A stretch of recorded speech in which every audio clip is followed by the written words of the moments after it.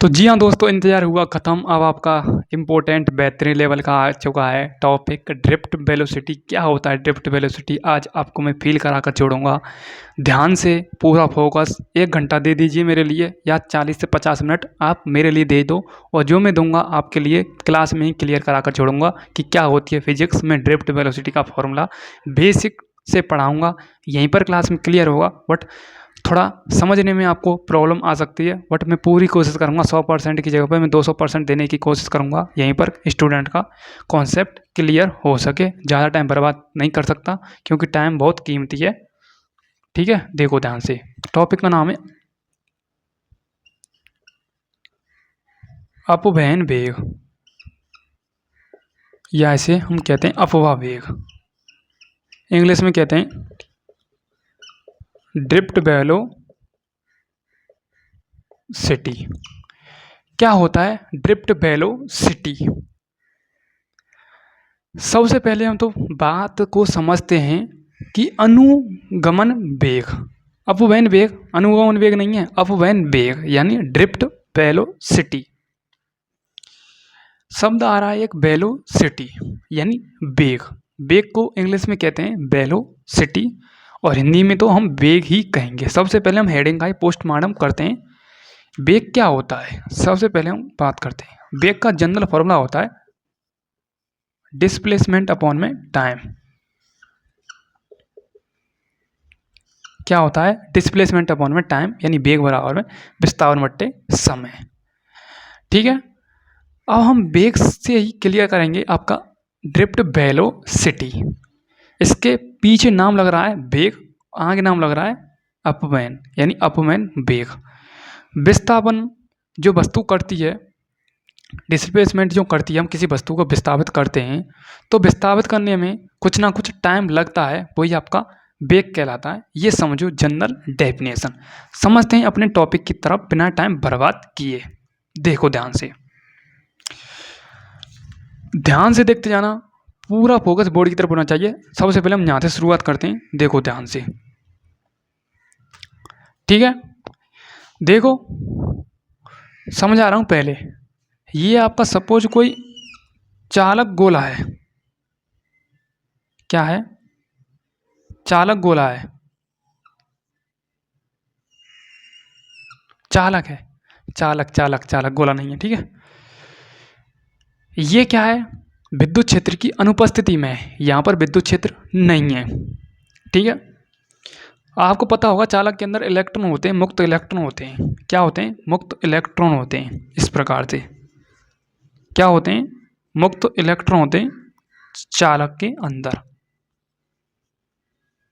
ठीक है, और चालक के अंदर मुक्त इलेक्ट्रॉन का मान हमेशा शून्य होता है यदि विद्युत क्षेत्र नहीं हो तो। वो कैसे? देखो ध्यान से।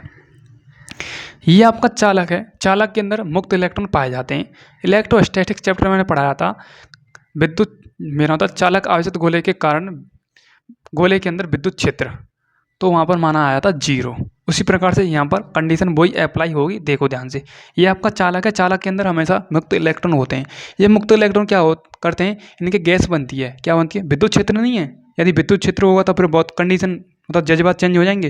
विद्युत क्षेत्र नहीं है, बिना विद्युत क्षेत्र की अनुपस्थिति में। ठीक है, विद्युत क्षेत्र नहीं है, विद्युत क्षेत्र नहीं है, ध्यान से देख लो, विद्युत क्षेत्र नहीं है, तो इन इलेक्ट्रॉनों की गैस बनती है। क्या बनती है? गैस बनती है। तो ये आप सही में अपने आप मतलब बातचीत कर लेते हैं कि चलो रेस लगाते हैं। तो भाई साहब, ये इतने इलेक्ट्रॉन होते हैं, इतने इलेक्ट्रॉन होते हैं, यानी बताते हैं 10 की घात 9 या 10 के करीब होते हैं। और 10 की घात 9 और 10 कितने हुए वो समझो आप। ठीक है, हाँ, कितने ही हुआ हमें कोई मतलब नहीं है। इतने इलेक्ट्रॉन होते हैं, इतने इलेक्ट्रॉन होते हैं। ये क्या करते हैं? गति करने लगते हैं, और ये इतनी भयंकर तरीके से गति करते हैं। कोई इधर जा रहा है, कोई इधर जा रहा है, कोई अपनी टांग को इधर फेंक रहा है, कोई अपनी टांग को इधर फेंक रहा है। तो ये अपोजिट डायरेक्शन में गति करते हैं। क्या करते हैं? अपोजिट डायरेक्शन में गति करते हैं। यदि कोई इलेक्ट्रॉन इस साइड में गति कर रहा है तो इसका भाई इधर से आएगा, वो इस साइड में गति करेगा। इसकी डायरेक्शन इधर हो गई और इसकी डायरेक्शन क्या हो गई? इधर हो गई। क्या हो गई? इसकी डायरेक्शन इधर हो गई और इसकी डायरेक्शन क्या हो गई? इधर हो गई। अपोजिट डायरेक्शन हो गई। जैसे ये अपोजिट डायरेक्शन हो जाती हैं तो आपस में भिड़ जाते हैं। तो इनकी जो वेलोसिटी आती है, वेलोसिटी का मान आता है अनुवन, मतलब ड्रिफ्ट वेलोसिटी का जो मान आता है वो 0 हो जाता है, क्योंकि ये अपने आप में कट फिट जाते हैं।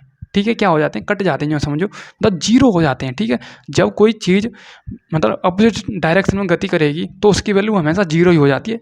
ठीक है, ये आप जानते होंगे फिजिक्स के अंदर। ठीक है, ये तो हुई सिंपल इसका कॉन्सेप्ट। ठीक है, ये तो मैंने समझाया है कि क्या होता है आपका ड्रिफ्ट वेलोसिटी। अब देखो, यदि आपका बाह्य विद्युत क्षेत्र की अनुपस्थिति में, बाह्य विद्युत क्षेत्र की उपस्थिति में जब मुक्त इलेक्ट्रॉन यादृच्छिक रूप से इधर उधर से गति करते हैं तो उनका औसत वेग का मान शून्य प्राप्त होता है। ठीक है, ये तो हो गई इसकी सिंपल लैंग्वेज। लिखता हूँ सबसे पहले लैंग्वेज को। मैंने बोला है बाह्य विद्युत क्षेत्र की अनुपस्थिति में, जहाँ पर विद्युत क्षेत्र नहीं है वो अनुपस्थिति मैंने बड़े यूज कर लिया है। जहाँ मेरे मतलब बाह्य विद्युत क्षेत्र की अनुपस्थिति में जब चालक के अंदर मुक्त इलेक्ट्रॉन होते हैं तो वो यादृच्छिक रूप से इधर उधर गति करते हैं तो उनका औसत वेग शून्य प्राप्त होता है। ठीक है, क्या होता है, शून्य प्राप्त होता है। लिखो डेफिनेशन को। ठीक है, डेफिनेशन को मैं लिखता हूँ, देखो ध्यान से। ठीक है, देखो यहाँ पर लिखता हूँ मैं, बाह्य विद्युत क्षेत्र की अनुपस्थिति में चालक के अंदर मुक्त इलेक्ट्रॉन, अनुपस्थिति में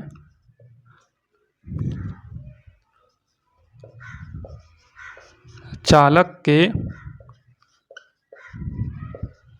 अंदर मुक्त इलेक्ट्रॉन यादृच्छिक रूप से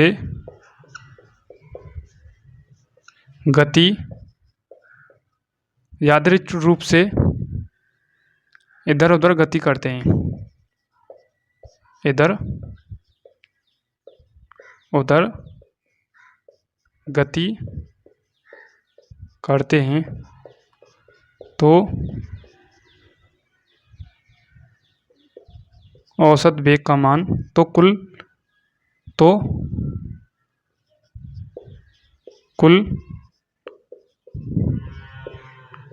औसत वेग का मान 0 प्राप्त होता है। ठीक है, ये तो होगा इसकी सिंपल लैंग्वेज। बाह्य विद्युत क्षेत्र की उपस्थिति में, जहां पर विद्युत क्षेत्र नहीं है, अनुपस्थिति में लिखा है बाह्य विद्युत क्षेत्र की अनुपस्थिति में चालक के अंदर, जो मैंने बताया था, चालक के अंदर इलेक्ट्रॉन यादृच्छिक रूप से रैंडम जो प्रोबेबिलिटी में एक शब्द आता है यादृच्छिक, वो होता है रैंडम का मतलब इधर उधर गति करते हैं इलेक्ट्रॉन तो कुल औसत वेग क्या होता है, शून्य प्राप्त होता है। क्या प्राप्त होता है, शून्य प्राप्त होता है। ये तो हो गई सिंपल इसकी लैंग्वेज, किसकी, ड्रिफ्ट वेलोसिटी की, जहाँ पर विद्युत क्षेत्र नहीं है। ठीक है, अब कह रहा है वो औसत वेग शून्य प्राप्त होता है। चलो लिखते हैं, औसत वेग को भी हम बात करते हैं। तो u औसत वेग आपका होता है जैसे u1, u2, u3 प्लस में कहाँ से लेके कहाँ तक, un तक है इलेक्ट्रॉन का औसत वेग। यानी un तक क्या कर रहे हैं, वे मोशन कर रहे हैं। बराबर में आपका आ जाएगा टाइम। क्या आ जाएगा, टाइम। एक मिनट टाइम कहाँ से आएगा, यहाँ पर n आएगा। ठीक है, बराबर में ये 0 प्राप्त होता है। क्या होता है, 0 प्राप्त होता है। सिंपल, ये तो आपको पता पड़ गया होगा कि इलेक्ट्रॉन का वेग u1, u2, u3 कहाँ तक कर रहे हैं वो हमें पता नहीं है। ठीक है, उनका जो औसत वेग प्राप्त होता है वो शून्य प्राप्त होता है। क्या होता है, शून्य प्राप्त होता है। ये तो सिंपल इसकी लैंग्वेज हो गई। अब चलते हैं स्टैंडर्ड लैंग्वेज, जहाँ पर यदि चालक के अंदर विद्युत क्षेत्र हम लगा दें, मतलब विद्युत क्षेत्र के अंदर चालक गोले को रख दें तो क्या फर्क पड़ेगा मुक्त इलेक्ट्रॉन पर। चलो चलते हैं, देखो ये तो हो गया हमारा इसकी लैंग्वेज सिंपल। ठीक है, अब चलते हैं सेकंड स्टेप पर। ये आपका क्या है, विद्युत क्षेत्र है, समझो। अब यहाँ से आगे जो समझो विद्युत क्षेत्र है। वैसे विद्युत क्षेत्र को मैं इस प्रकार से भी ड्रॉ कर सकता हूँ, इस प्रकार से लाइन को ड्रॉ कर सकता हूँ, इस प्रकार से लाइन को ड्रॉ कर सकता हूँ, बट कोई मतलब है नहीं है, ये समझो आप। अब यहाँ से आगे विद्युत क्षेत्र आ गया, बोर्ड को ही विद्युत क्षेत्र मान लो आप थोड़ी देर के लिए। ठीक है, क्या मान लो, विद्युत क्षेत्र मान लो। अब देखो ये आपका क्या है, चालक गोला है। ये आपका क्या है, चालक गोला है। क्या है, चालक गोला है। ठीक है, अब ये विद्युत क्षेत्र में चालक गोला, विद्युत क्षेत्र की डायरेक्शन इधर साइड में, इधर साइड में पैरेलल, इधर साइड में। अब देखो जहां पर विद्युत क्षेत्र होता है और विद्युत क्षेत्र की डायरेक्शन होती है, तो इलेक्ट्रॉनों की डायरेक्शन हमेशा विद्युत क्षेत्र के अपोजिट होती है। क्या होती है, अपोजिट होती है। जहां पर हमारे विद्युत क्षेत्र की डायरेक्शन, देखो सपोज यदि ये आपके विद्युत क्षेत्र की डायरेक्शन है, इधर साइड में है, तो इलेक्ट्रॉनों की डायरेक्शन उसके अपोजिट होगी, विद्युत क्षेत्र के अपोजिट होगी। ये आपको याद रखना है। जहाँ पर विद्युत क्षेत्र की डायरेक्शन होगी उसके अपोजिट ही क्या होगी, इलेक्ट्रॉनों की डायरेक्शन होगी। यदि इधर साइड में विद्युत क्षेत्र की डायरेक्शन है तो इधर साइड में इलेक्ट्रॉन भागेंगे, कहेंगे भाई धक्का दे, मतलब धक्का देंगे आपस में, चलो भाई इधर चलो, क्योंकि इधर तो विद्युत क्षेत्र है, डंडा लेके खड़ा है। ठीक है, तो जैसे इलेक्ट्रॉन इसके अंदर होंगे तो क्या करेंगे, इलेक्ट्रॉन इलेक्ट्रॉन बहुत सियाने होते हैं, वो इधर साइड में गति करने लगते हैं, इनकी डायरेक्शन इधर साइड में हो जाती है। इस प्रकार से ये इलेक्ट्रॉन क्या होते हैं, इधर साइड में मूव करने लगते हैं, इधर साइड में, इधर साइड में। ठीक है, क्या होते हैं, इधर साइड में गति करने लगते हैं। तो ये इलेक्ट्रॉन की गति इधर साइड में हो गई, क्या हो गई, विद्युत क्षेत्र के अपोजिट या विपरीत दिशा में हो गई। ठीक है, क्योंकि पहले विद्युत क्षेत्र नहीं था इसलिए रैंडम इधर उधर गति कर रहे थे यादृच्छिक रूप से। अब विद्युत क्षेत्र है यहाँ पर, तो ये गति विद्युत क्षेत्र की अपोजिट डायरेक्शन में करेंगे इलेक्ट्रॉन। ठीक है, कोई दिक्कत, यहाँ तक कोई दिक्कत आपको मेरे हिसाब से नहीं होनी चाहिए। ये मैंने इसको क्या लगा दिया, बी में टी से लगा दिया। ठीक है, इस प्रकार से। ठीक है, इधर इसकी डायरेक्शन इधर साइड में हो गई।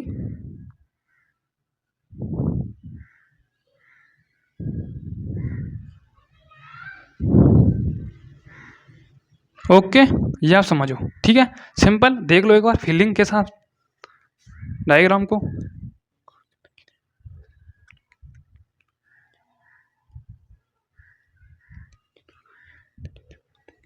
ठीक है, अब मैं लिखता हूं इसकी लैंग्वेज। देखो विद्युत क्षेत्र की उपस्थिति में, विद्युत क्षेत्र की उपस्थिति में, विद्युत क्षेत्र की उपस्थिति में इलेक्ट्रॉन, देखो एक बार, विद्युत क्षेत्र की उपस्थिति में क्या है, विद्युत क्षेत्र की उपस्थिति में या विद्युत क्षेत्र की उपस्थिति में इलेक्ट्रॉन किसके अंदर है, चालक के अंदर है। विद्युत क्षेत्र की उपस्थिति में इलेक्ट्रॉन किसके अंदर है, चालक के अंदर। तो विद्युत क्षेत्र की उपस्थिति में चालक के अंदर इलेक्ट्रॉन नियत परिमाण वेग से, नियत परिमाण वेग से विद्युत क्षेत्र के विपरीत दिशा में गति करते हैं। वेग से विद्युत क्षेत्र के विपरीत दिशा में, विद्युत क्षेत्र के विपरीत दिशा में गति करते हैं। विद्युत क्षेत्र के विपरीत दिशा में गति करते हैं। ये तो हो गया सिंपल, यहाँ तक कॉन्सेप्ट क्लियर। चाहे आपको यहाँ तक याद नहीं हो, ये लाइन यहाँ से लेके यहाँ तक, बट ये यहाँ से लेके यहाँ तक याद होना जरूरी है, इम्पोर्टेंट है कि विद्युत क्षेत्र के विपरीत दिशा में गति करते हैं क्या, इलेक्ट्रॉन गति करते हैं। क्या करते हैं, मुक्त इलेक्ट्रॉन गति करते हैं। जहाँ पर विद्युत क्षेत्र होगा तो उसके अपोजिट डायरेक्शन में इलेक्ट्रॉन गति करेंगे। जहाँ पर विद्युत क्षेत्र नहीं होगा तो रैंडम इधर उधर गति करेंगे, जो मैं पहले कॉन्सेप्ट में क्लियर कर चुका हूँ। ठीक है, सिंपल। ओके, ये विद्युत क्षेत्र की डायरेक्शन इधर साइड में, इलेक्ट्रॉन की डायरेक्शन इसके अपोजिट है। ठीक है, ओके, ठीक है, ओके। अब देखो ये इसकी लंबाई हम काउंट करें, यहाँ मेरा तो इसकी लंबाई देखें चालक की, तो लंबाई कितनी हो गई L, और विभवांतर कितना है इस पर B, ठीक है, क्योंकि V वोल्ट की बैटरी से हमें कनेक्ट किया है। अब हम निकालते हैं यहाँ से आगे कुछ इम्पोर्टेंट टर्म जो आपको फॉर्मूले को निर्माण करने में हेल्प करेंगे। देखो ध्यान से, ये तो कॉन्सेप्ट क्लियर होगा, मैं एक बार इसका रिवीजन भी कराऊंगा, ठीक है। अब देखो, विद्युत क्षेत्र द्वारा प्रत्येक इलेक्ट्रॉन पर लगने वाला बल, द्वारा प्रत्येक इलेक्ट्रॉन पर लगने वाला बल, ठीक है, क्या लगने वाला बल, ठीक है, ओके, कोई दिक्कत। अब देखो समझते हैं, इलेक्ट्रोस्टैटिक चैप्टर की तरफ चलते हैं। पिछली क्लास के हम कॉन्सेप्ट को रिकॉल कराते हैं। देखो ये आपका क्या था, विद्युत क्षेत्र था, ठीक है, इसके अपोजिट डायरेक्ट, इसके समानांतर एक आपका QE प्लस का QE क्या लगता है, फोर्स लगता है, F बराबर प्लस का QE, और इसके जस्ट डायरेक्शन में माइनस का QE फोर्स लगता है। तो मैंने यहाँ से आपका एक फॉर्मूला निकलवाया था, F बराबर में QE, F बराबर में QE, याद करो उस क्लास को, याद करो उस चैप्टर को, इलेक्ट्रोस्टैटिक्स चैप्टर में ये मैंने डेरिवेशन निकलवाया है। कैसे आया, F बराबर में QE, ये होता है विद्युत बल का फॉर्मूला, ठीक है। अब हमें ज्ञात करनी है विद्युत क्षेत्र द्वारा प्रत्येक इलेक्ट्रॉन पर लगने वाला बल, ठीक है। बल कहाँ पर लग रहा है, इसके अपोजिट डायरेक्शन में। किसके लिए बात कर रहे हैं हम, इलेक्ट्रॉन के लिए बात कर रहे हैं। देखो ध्यान से, तो F बराबर में QE तो आ गया किसके लिए, विद्युत क्षेत्र के लिए।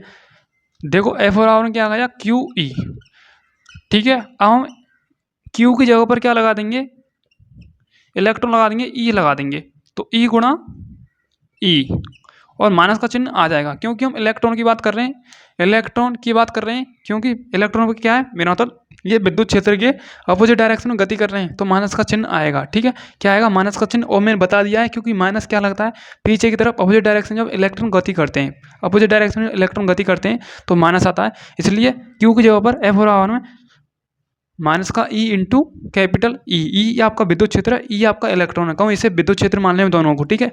E इलेक्ट्रॉन है और E आपका विद्युत क्षेत्र है, ठीक है, ओके क्लियर, ठीक है। अब इलेक्ट्रॉन पर एक बल लग रहा है, क्या लग रहा है, बल लग रहा है, ठीक है। अब इलेक्ट्रॉन के कारण बल लगेगा, और बल कैसे निकलेगा, देखो वैद्युत बल के कारण उत्पन्न त्वरण भी उत्पन्न हो रहा है, वेग में परिवर्तन तो हो रहा है, दिख रहा है ना, हाँ दिख रहा है। वैद्युत बल के कारण उत्पन्न त्वरण, उत्पन्न एक्सेलरेशन, इसका फॉर्मूला होता है, वैद्युत बल के कारण निकालना है हमें, तो A बराबर में F अपॉन में A, ठीक है, A बराबर में F अपॉन में A, क्योंकि F बराबर में क्या होता है, M A होता है, हमें चाहिए एक्सेलरेशन, तो A बराबर में F अपॉन में M, जो मैं लिख चुका हूँ, किसके कारण है, वैद्युत बल के कारण उत्पन्न त्वरण का फॉर्मूला निकाला है हमने, ठीक है। क्या करते हैं, इसको मैं समीकरण नंबर फर्स्ट मान लूँ, समीकरण फर्स्ट में हम इसका मान रखेंगे F का मान, ठीक है, ओके। तो यहाँ पर लिखा देता हूँ मैं समीकरण फर्स्ट से, ठीक है। तो A बराबर में F की वैल्यू कितनी है, माइनस का E इंटू कैपिटल E, यानी इलेक्ट्रॉन, E इलेक्ट्रॉन, E विद्युत क्षेत्र, अपॉन में क्या है M, इसे हम माइनस का E अपॉन में M बोल सकते हैं। इलेक्ट्रॉन है, E ना है, ठीक है, मैं बोल रहा हूँ वैसे अलग समझो, इलेक्ट्रॉन है, माइनस का E अपॉन में M, ये आ गया आपका एक सिंपल फार्मूला, ठीक है, किसके कारण, वैद्युत बल के कारण उत्पन्न त्वरण का फॉर्मूला, A बराबर में ये फॉर्मूला, ठीक है। देखो एक बार, ओके,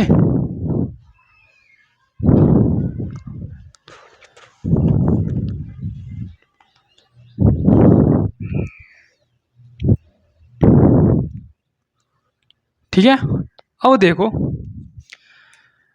त्वरण तो निकाल लिया। अब त्वरण के कारण इलेक्ट्रॉन के वेग में क्या हो रहा है, परिवर्तन हो रहा है टी समय में। क्या हो रहा है, इलेक्ट्रॉन के वेग में परिवर्तन हो रहा है, बिल्कुल हो रहा है, क्योंकि वेग में परिवर्तन, वेग बराबर विस्थापन बटे समय, डिस्प्लेसमेंट हो रहे हैं, टी टाइम पर हो रहे हैं। तो एक्सेलरेशन के कारण इलेक्ट्रॉन के वेग में हमें परिवर्तन निकालना है यहाँ से आगे। देखो किसके कारण, त्वरण के कारण। त्वरण के कारण इलेक्ट्रॉन के वेग में परिवर्तन, वेग में परिवर्तन। ठीक है। अब वेग में परिवर्तन कैसे हो रहा है, वेग में परिवर्तन माना टी समय में इलेक्ट्रॉन के वेग में परिवर्तन b है। अब यहाँ पर गति का समीकरण लगेगा, वो भी देखो ध्यान से। माना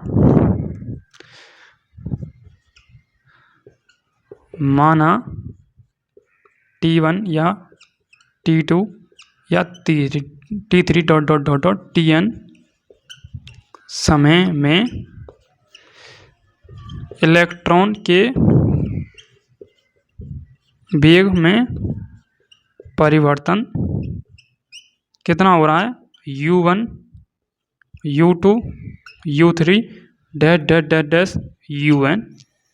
क्या हो रहा है, वेग में परिवर्तन हो रहा है T1 समय पर, वेग में परिवर्तन हो रहा है U1 U2 U3 UN तक। ठीक है। देखो एक बार,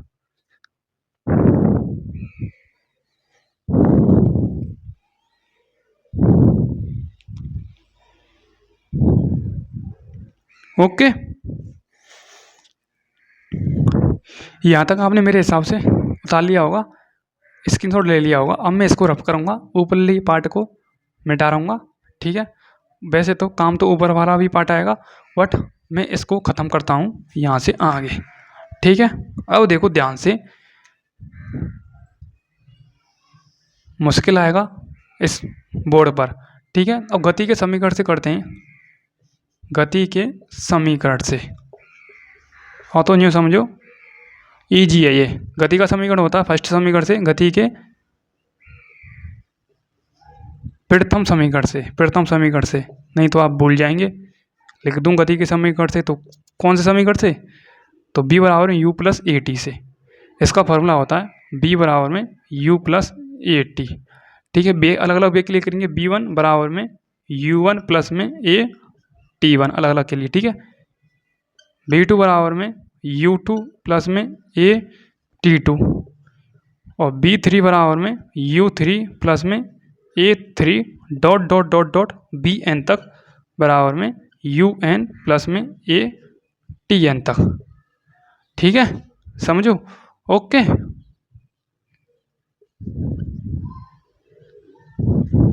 ओके सिंपल।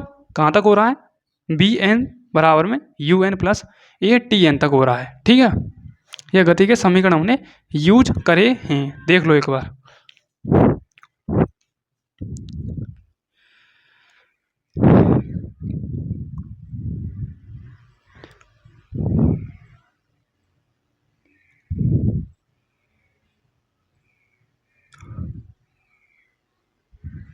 Okay clear. ठीक है, एक मिनट यहाँ पर आप क्या करो, हाँ यहाँ पर करो आप बी। ठीक है, एक मिनट हम गलती तो नहीं कर रहे। हाँ सही है सही है सही है सही है, यू बा नहीं करवा आप यहाँ पर। ठीक है, ठीक है, देख लो एक बार।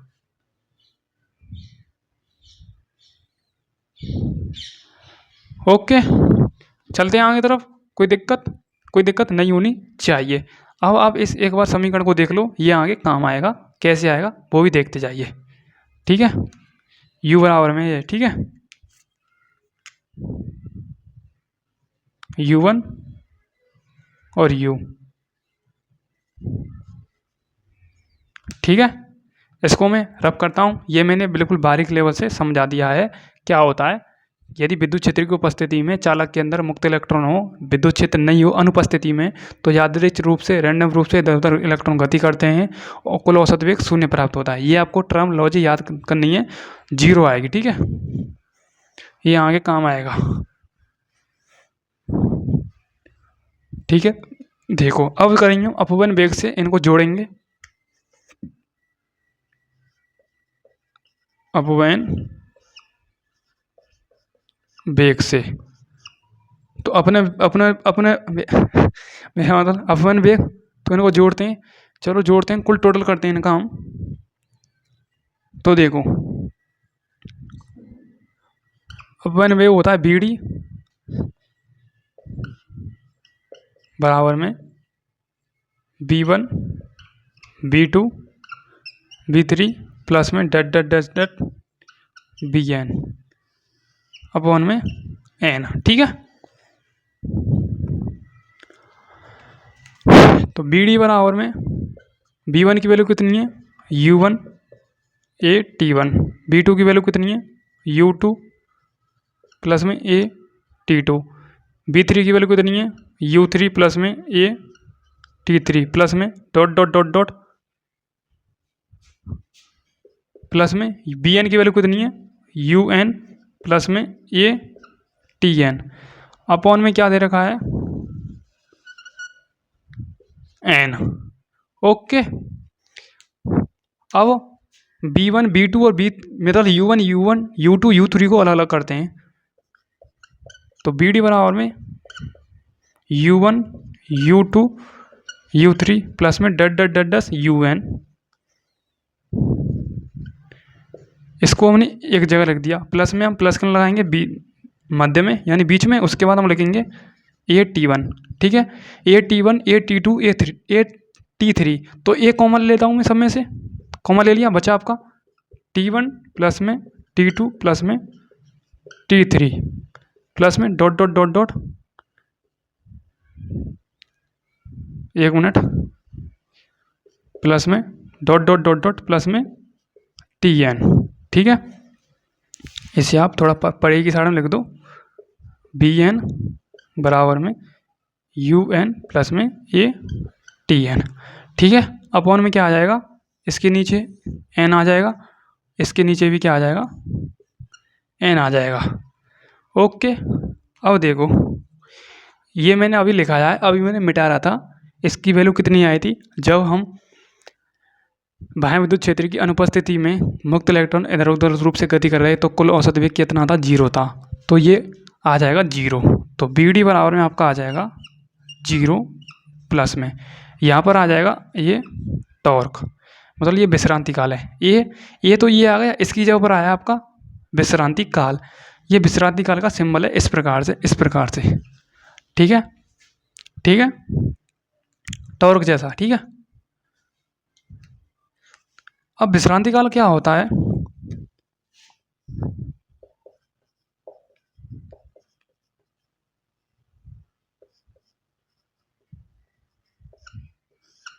विश्रांति काल होता है दो क्रमागत इलेक्ट्रॉन के मध्य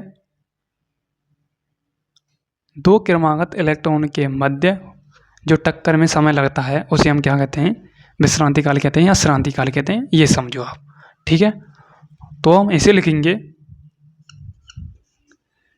BD बराबर में ये टॉर्क, ये आ गया आपका फॉर्मूला, एक मिनट,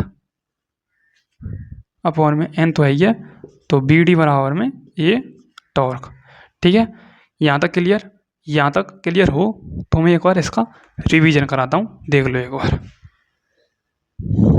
ठीक है। अब देखो सेकंड पॉइंट कहता है विद्युत क्षेत्र की उपस्थिति में यदि विद्युत क्षेत्र उपस्थित हो, चालक के अंदर इलेक्ट्रॉन नियत परिमाण वेग से विद्युत क्षेत्र के विपरीत दिशा में क्या करते हैं, गति करते हैं। इलेक्ट्रॉन यदि विद्युत क्षेत्र हो तो, यदि विद्युत क्षेत्र की डायरेक्शन इधर साइड में है तो चालक के अंदर जो इलेक्ट्रॉन है वो इधर साइड में गति करेंगे। L लंबाई है चालक की, B विभवांतर है, V वोल्ट की बैटरी से जोड़ दिया। अब विद्युत क्षेत्र द्वारा प्रत्येक इलेक्ट्रॉन पर जो बल लग रहा है वो F बराबर क्या होता है QE होता है। हम इलेक्ट्रॉन की बात कर रहे हैं क्योंकि विद्युत क्षेत्र के अपोजिट डायरेक्शन में इलेक्ट्रॉन गति कर रहा है, तो माइनस का चिन्ह आएगा, Q की जगह पर E आ जाएगा, E यानी माइनस का है, तो F बराबर माइनस का ई इंटू ई, ठीक है। अब वैद्युत बल के कारण उत्पन्न त्वरण, तो ए बराबर एफ अपन में ए, ठीक है। उसके बाद समीकरण नंबर फर्स्ट से समीकरण सेकंड में हमने एफ का मान रख दिया, आया ए बराबर में इस प्रकार से। उसके बाद त्वरण के कारण इलेक्ट्रॉन के वेग में परिवर्तन कितना हुआ, माना T1 समय पर, T2 T3 Tn समय में इलेक्ट्रॉन के वेग में परिवर्तन U1 U2 U3 हो गया, ठीक है। उसके बाद हमने F1 वेग से BD बराबर में ये फॉर्मूला यूज किया, तो B1 की जगह पर हमने ये धर लिया, क्योंकि गति के समीकरण से हमने ये निकाला है। B1 का मान अलग है, B2 का अलग, तो B1 का मान हमने यहाँ पर रख दिया, B2 का रख दिया, Bn का रख दिया। उसके बाद U1 U2 U3 को मैंने एक साइड में रख लिया। उसके बाद A T1 T2 A T3 एक साइड में रख दिया। मैंने इससे कॉमन ले लिया, ए कॉमन था, ए कॉमन ले लिया, बचा T1 प्लस में T2 प्लस में T3 प्लस में डट प्लस में Tn तक, ठीक है। दोनों के नीचे मैंने एन रख दिया। उसके बाद ये जीरो होता है, क्या होता है, जीरो होता है, क्योंकि औसत वेग कितना था, जीरो हो गया था जब विद्युत क्षेत्र नहीं था, मुक्त इलेक्ट्रॉन इधर उधर गति कर रहे थे, ठीक है। उसी प्रकार से औसत वेग जीरो आ गया, तो इसकी वैल्यू हमारी जीरो आएगी। ए पहले से एज इट इज है, और T1 plus T2 plus T3 ये विश्रांति काल होता है। विश्रांति काल की जगह पर इस प्रकार से ये सिंबल होता है टॉर्क जैसा, ठीक है। विश्रांति काल क्या होता है, दो क्रमागत इलेक्ट्रॉन के बीच जो टक्कर होती है, जो टक्कर करने में जो मतलब टक्कर में जो लगा समय, उसे हम क्या कहते हैं, विश्रांति काल कहते हैं, ठीक है। तो ये फॉर्मूला आ गया आपका, इसको हम आगे बढ़ाते हैं, आगे बढ़ाएंगे। पहले एक बार स्क्रीन तोड़ लें, मैं इसको रफ करूँगा तब मैं आगे चलूँगा।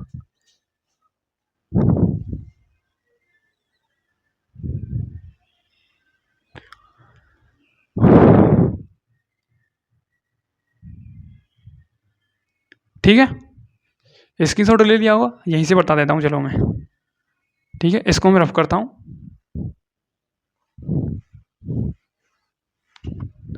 देखो, समीकरण नंबर सेकंड ये हो गया। अब समीकरण नंबर सेकंड से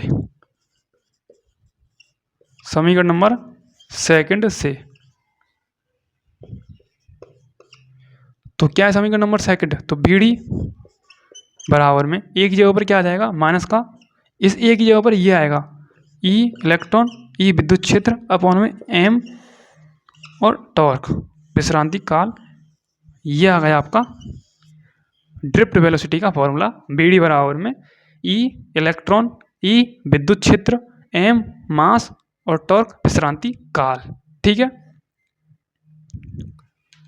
लिख देता हूं, अपवहन वेग BD को कहते हैं, ये विश्रांति काल है,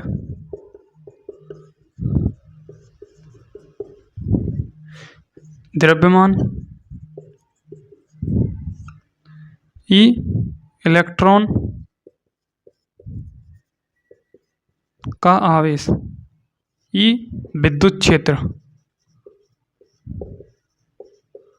ठीक है। ये हो गया फॉर्मूला, एक बार देख लो इसे।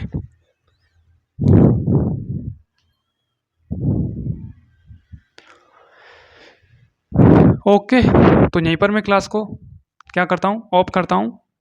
ये हो गया आपका BD बराबर में इतना फॉर्मूला, E माइनस का E electron into E upon में M मास है, और विश्रांति काल है टॉर्क, ठीक है। टॉर्क का मतलब सिंबल ऐसे ही होता है, ठीक है। तो मैं मिलूँगा नेक्स्ट अगली क्लास के साथ, मैं संबंध कराऊंगा आपको वेग, अपवहन वेग और किसमें, विभवांतर में कराऊंगा, विद्युत क्षेत्र में कराऊंगा अगली क्लास के साथ। ये हो गई आपकी 35 मिनट की क्लास खत्म।